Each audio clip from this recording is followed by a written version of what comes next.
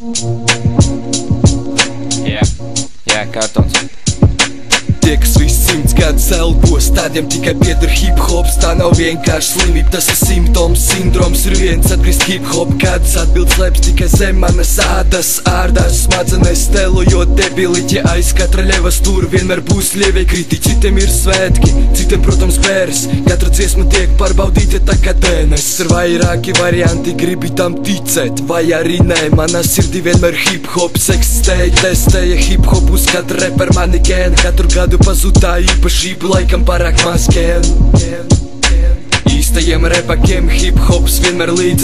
Heiteri tikai lūdz hip-hopu nesamīdz. Īstākie repaki hip-hopu nesalīdz. Heiteri eksistē, varbūt tas ir tikai mīts. Īstajiem repakiem hip-hops vienmēr līdz.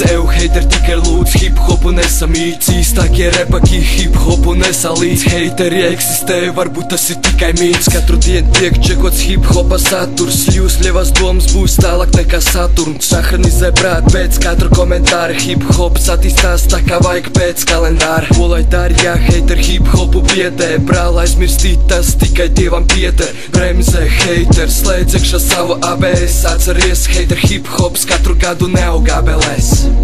Bļaļ, abelēs. Ui, pohuj. Īstajiem repakiem hip-hops vienmēr līdz. Heiteri tikai lūdz hip-hopu nesamīdz. Īstākie repaki hip-hopu nesalīdz. Heiteri eksistē, varbūt tas ir tikai mīts. Īstajiem repakiem hip-hops vienmēr līdz. Heiteri tikai lūdz hip-hopu nesamīdz. Īstākie repaki hip-hopu nesalīdz. Heiteri eksistē, varbūt tas ir tikai mīts.